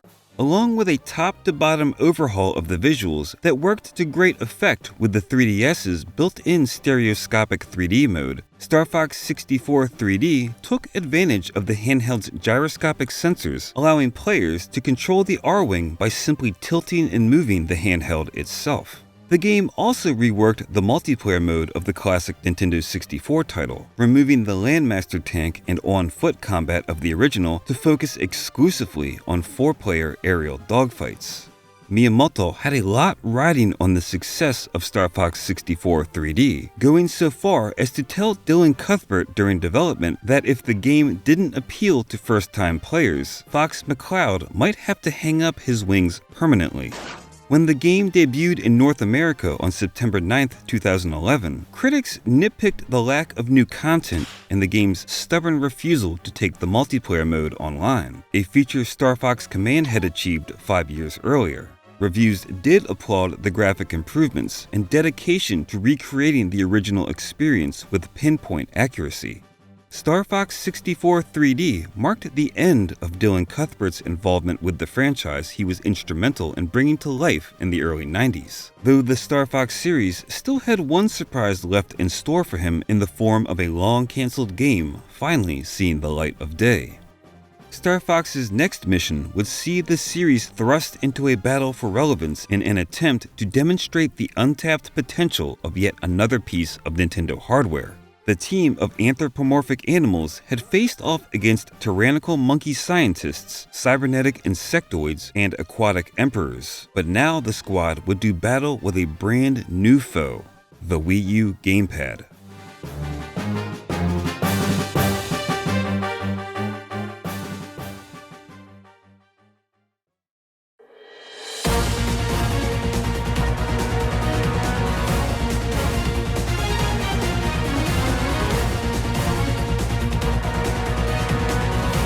By January of 2014, Nintendo's latest home console, the Wii U, was in trouble. While the Nintendo Wii's intuitive motion controls and casual market appeal had proved to be a lucrative combination, its successor, the Wii U, had fallen far short by comparison, with adoption rates of the new hardware much lower than Nintendo's own projections. In a financial results briefing held that January, Nintendo President Satoru Iwata provided insight into the Wii U's troubles, as well as a possible solution. Both centered around the Wii U gamepad. Introduced in November of 2012, the Wii U's defining hardware feature was its curious gamepad. Shaped like a rounded tablet, the controller featured standard inputs including shoulder buttons, analog sticks, a D-pad, and face buttons, with a 6-inch touchscreen sandwiched between them all. The utility, let alone the fun, of a second screen, particularly one that was low resolution and a bit fuzzy, was a tough sell. The casual audience clinging to their Wiis didn't see much of a reason to adopt the new hardware, and the hardcore gaming crowd Nintendo was attempting to lure back by stacking its new console's library with third-party games that had also released on Sony and Microsoft's consoles weren't buying it either. By early 2014, the Wii U's library included only a few games that made use of simultaneous television and gamepad play in minor, gimmicky ways. Ubisoft's Zombie U, for example, required players to manage their inventory on the Wii U gamepad while keeping an eye on their televisions to avoid surprise zombie attacks. Iwata needed an essential gaming experience built wholly around the concept of dual-screen gameplay, much like they had done with the Nintendo DS, to demonstrate what the Wii U was truly capable of, and he needed it fast. He set Shigeru Miyamoto and his team to the task of creating such a game. They developed 3 of them.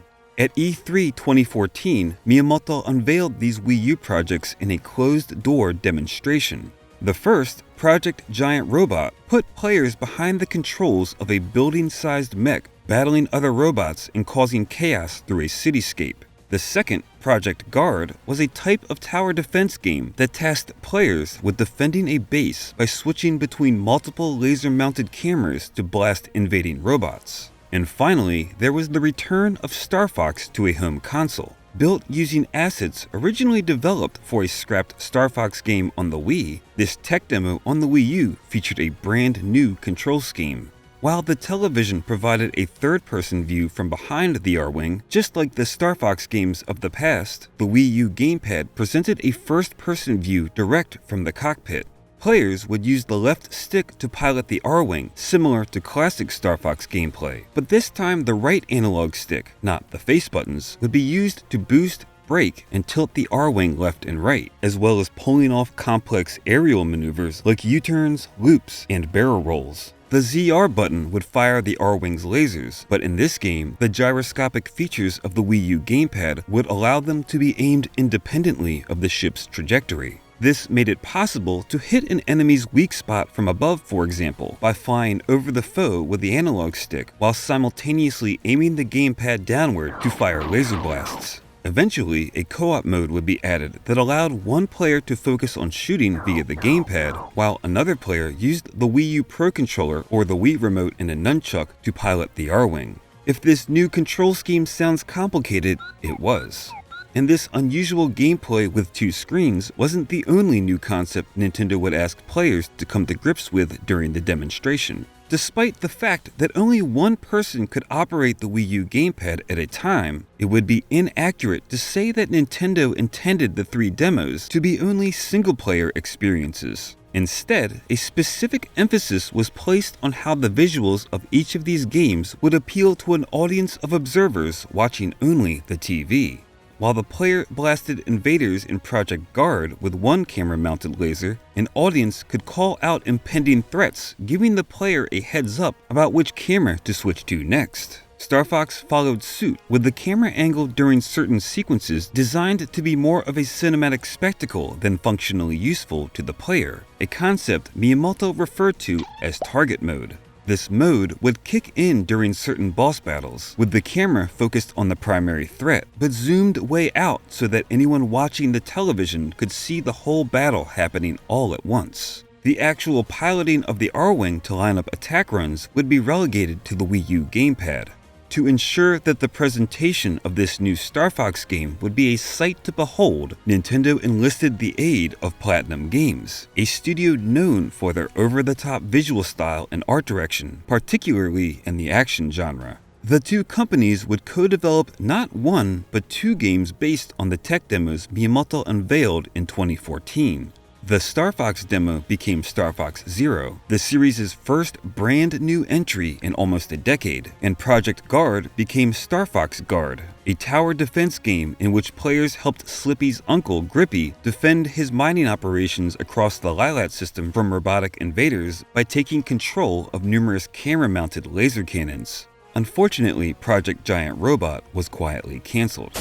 Nintendo approached Platinum Games about working on the next Star Fox game after the developer had incorporated an Arwing-themed level into Bayonetta 2, the Wii U exclusive second entry in the Bayonetta series. A level called Jet Fighter Assault appeared in the game, which saw Bayonetta taking down enemies while on the back of a fighter jet. However, if players equipped Bayonetta with the Star Fox-inspired Space Mercenary outfit, the fighter jet would instead become an Arwing, complete with bombs and homing shots, altering the level to feel like it was ripped straight out of Star Fox 64. Nintendo's decision to work with Platinum Games also came down to the company's commitment to making gorgeous and exciting visuals, an aspect Miyamoto was keen to improve in this new Star Fox title.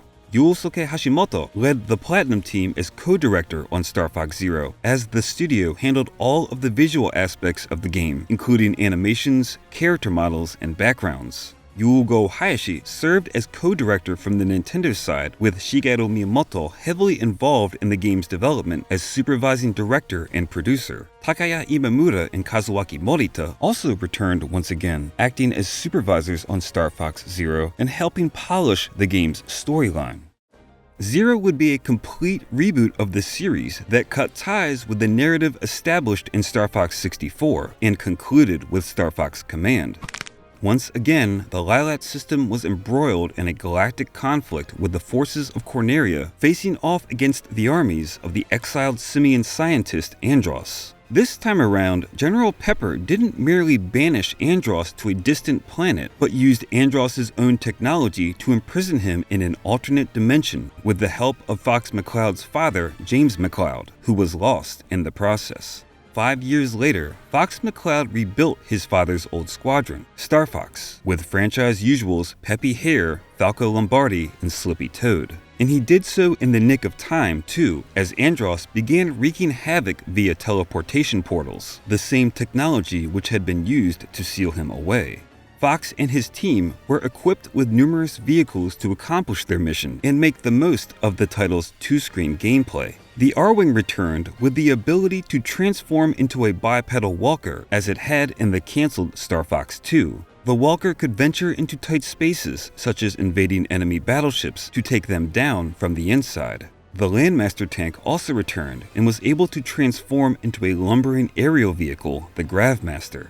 2 new vehicles were introduced as well. The Gyro Wing, a helicopter-like transport with the ability to airdrop a tiny robot called Direct Eye, which could hack computer systems using the Wii U gamepad screen, and the Roadmaster, a small all-terrain type vehicle piloted by the Direct Eye, made available exclusively in the game's training mode after completing the main campaign. The Wii U allowed for additional immersion and gimmicks not found in previous games, like 3D voice that broadcast radio chatter during missions from the gamepad speakers instead of the TV, and Nintendo's popular plastic amiibo figures, which unlocked additional content, including a low-poly version of the Arwing from Star Fox on the Super NES, and a black Arwing, which could lock onto multiple enemies at once, though also took more damage. But all the nostalgic nods to the franchise's past and innovative gameplay gimmicks couldn't shield Star Fox Zero from the turbulence it experienced ahead of its launch, both from the press and Nintendo's own plans for a Wii U successor. At a March 2015 press conference held to announce Nintendo's intentions to enter the smartphone gaming market, Satoru Iwata made a stunning announcement. Development of a new dedicated gaming console, then referred to as the NX, but better known now as the Nintendo Switch, was already underway. The project was announced to calm fears that Nintendo might be shifting away from the hardware market. But the news also signaled that the Wii U, a system that was less than 3 years old at that point, was already on its way out.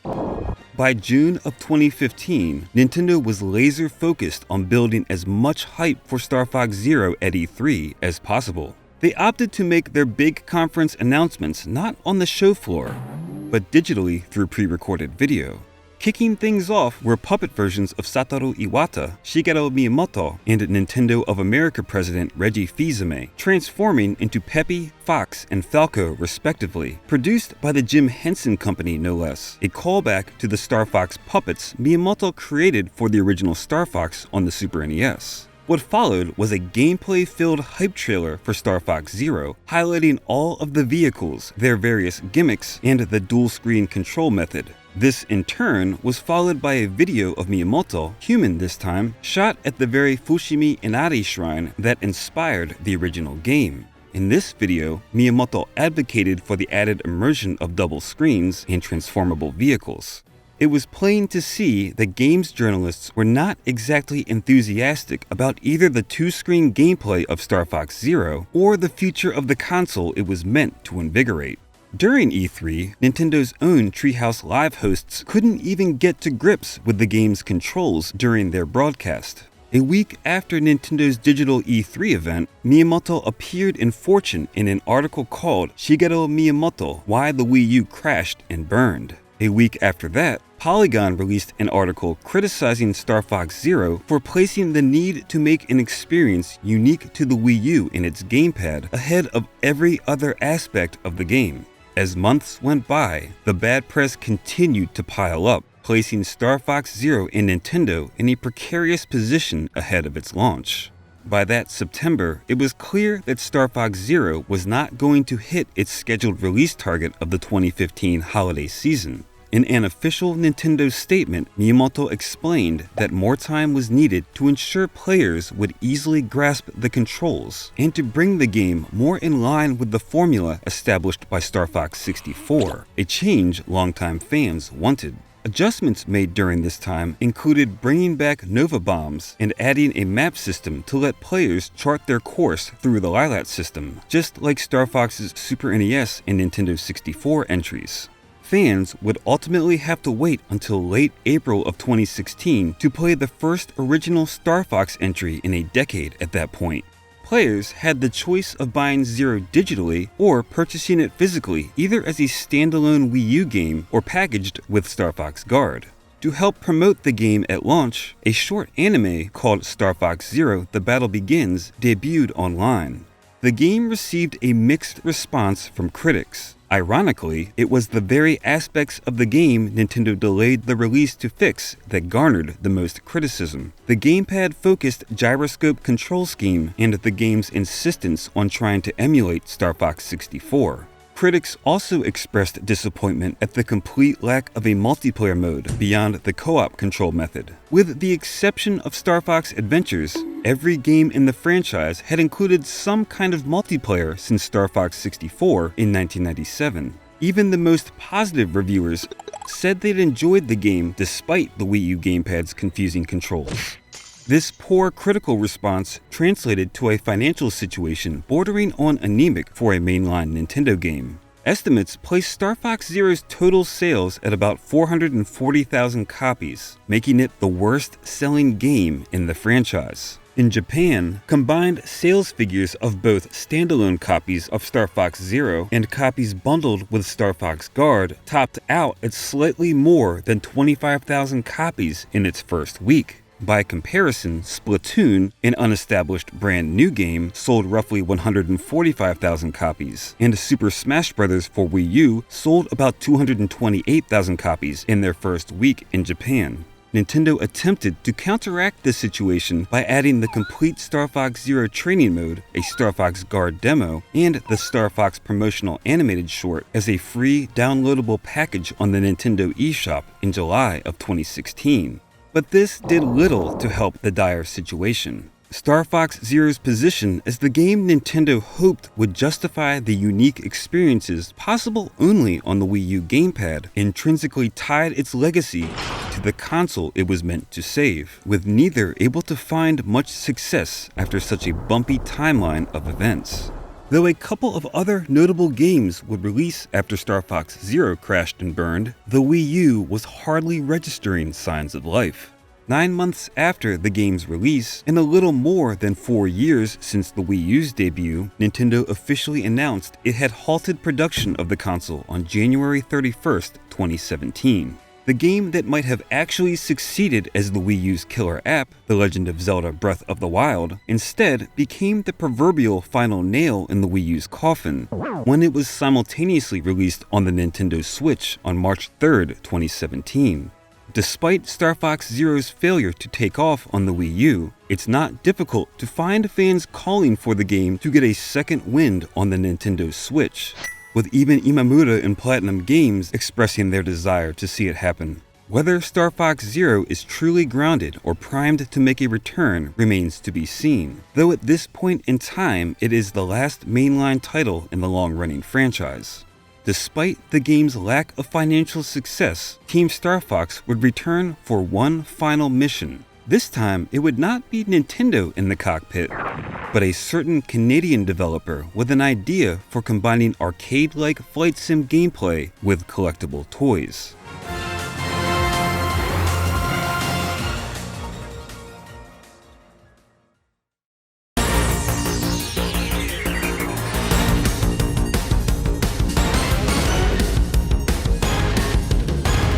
In 2017, Ubisoft Toronto's Matt Rose took to the stage at E3 to announce a title that deviated sharply from the type of games his team had worked on most recently, including Tom Clancy's Splinter Cell Blacklist, Far Cry Primal, and Assassin's Creed Unity. Starlink Battle for Atlas pitted a ragtag group of space explorers against the Forgotten Legion that aimed to conquer the Atlas star system. The game would take the open-world, numerous objective-clearing gameplay Ubisoft had developed a reputation for in their Far Cry and Assassin's Creed franchises and apply it to a third-person space shooter with a major twist: the ability to build custom spaceships, change weapon loadouts, and even switch pilots on the fly with hot swappable collectible toys. In a closed-door demo also at E3 2017, Ubisoft Toronto were able to show the game to a few Nintendo employees. The Nintendo folks would return to see the demo again numerous times, bringing increasingly more prominent Nintendo notables and translators each time. To say Starlink had piqued Nintendo's interest in those closed-door demos would be an understatement. Conversations continued after E3, eventually culminating in a team from Ubisoft Toronto traveling to Kyoto to pitch a collaboration directly to Shigeru Miyamoto and the Nintendo side of the original Star Fox development staff from the Super NES days. It's worth noting that although Nintendo was already partnering with Ubisoft on Mario & Rabbids Kingdom Battle, that game was produced by Ubisoft's Paris and Milan studios. Starlink Battle for Atlas and the pitch to include Star Fox in the game came directly from Ubisoft Toronto. This collaboration would result in a Star Fox appearance in Starlink that felt less like a mere cameo and more like a full-blown adventure post Star Fox Zero. For starters, physical copies of the game on Nintendo Switch came packaged with an Arwing toy and a Fox McCloud pilot figure. Players who picked up the PlayStation 4 or Xbox One versions of the game would receive the Zenith ship with pilot Mason Rana instead. Like all the Starlink ships, the Arwing toy could be equipped with various plastic weapons. Unlike the other ships, however, even if the weapon slots were empty, the Arwing could still use its classic beams and charge shot. Team Star Fox would also receive their own campaign and story content exclusive to the Nintendo Switch version of the game. Outside of these Star Fox-themed story missions, Fox McCloud remained a playable character for the entirety of the normal Starlink campaign as well. Starlink even included several of the Star Fox voice actors who had appeared in the games stretching back to Star Fox 64, reprising their roles. On October 16, 2018, Starlink Battle for Atlas released on the PlayStation 4, Xbox One, and Nintendo Switch to reviews that weren't exactly out of this world. In early April of 2019, however, Ubisoft announced that Starlink had fallen far short of their sales expectations, and as a result that they were pulling the plug on manufacturing additional physical toys, including pilots, ships, and even weapon packs. The game continued to be supported digitally though, including still more Star Fox content as part of the game's Crimson Moon update. The DLC made Falco, Peppy, and Slippy playable, each with unique pilot abilities, and added the notorious rival pilots of Team Starwolf as new opponents for Fox and his team. Despite a cold critical reception and sales that fell short of Ubisoft's expectations, Starlink Battle for Atlas remains the closest thing we've seen to a new Star Fox game since 2016's Star Fox Zero. While Starlink was the most robust Star Fox cameo, Fox McCloud and the rest of Team Star Fox have made numerous other appearances since the series' introduction in 1993.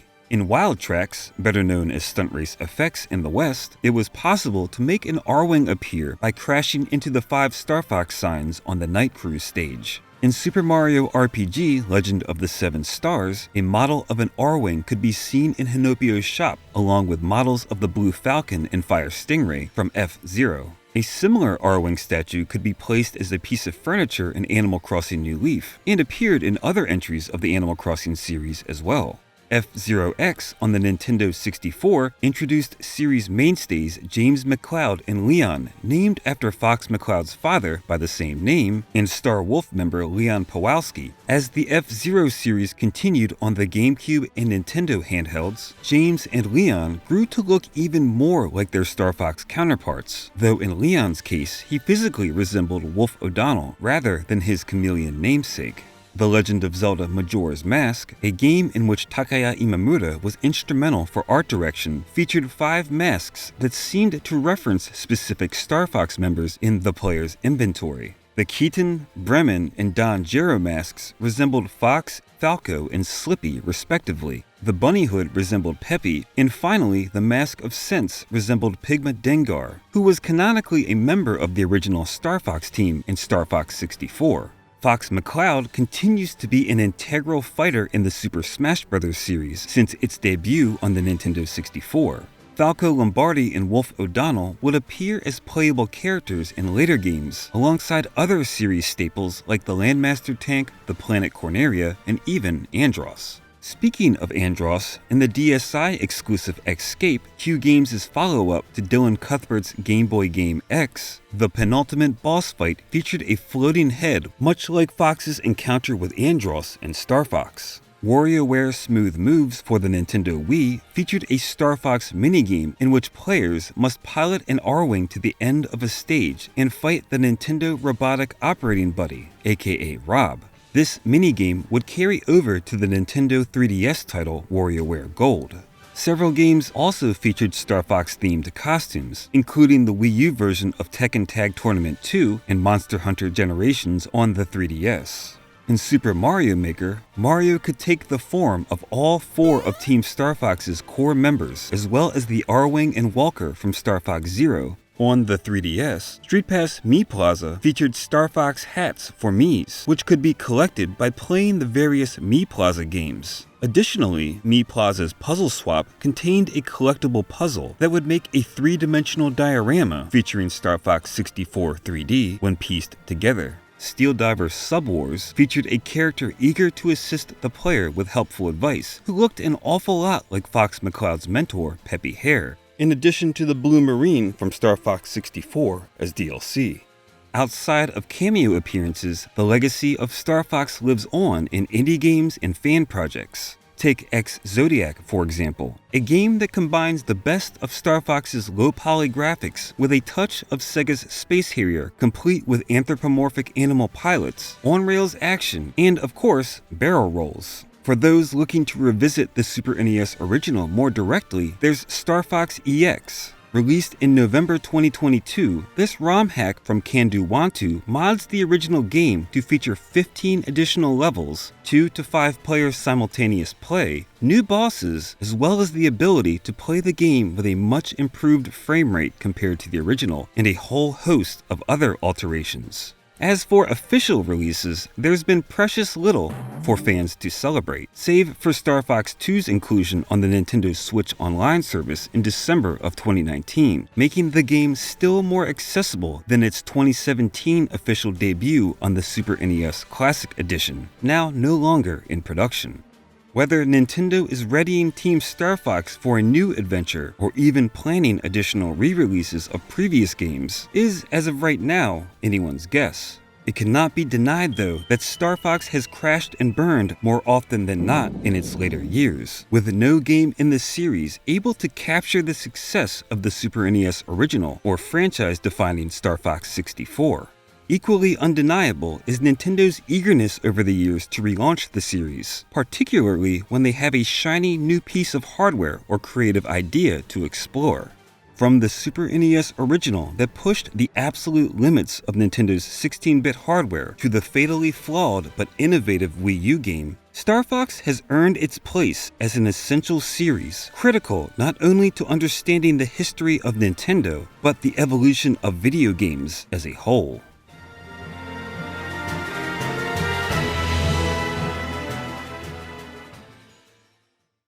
Hey, thanks so much for watching. I want to give a huge shout out to Jonathan over at Life Begins at 8-Bit for being a massive part of this documentary and collaborating with me on this. He is a great streamer. He does a lot of video game history streams. There's a link to his Twitch in the description down below. Please check him out. Also, another big thanks to Joe After Work for helping me capture a bunch of footage that I didn't have. Huge help. Another amazing retro streamer. Please check him out on Twitch. Link down below in the description. And finally, there's an extra bonus video if you click up above here of Jonathan and I talking about some of the extra facts and some of our thoughts that didn't quite make it into this documentary. So pretty cool little extra bonus video if you're interested in that. Anyways, thanks again for watching, and I will hopefully see you again soon.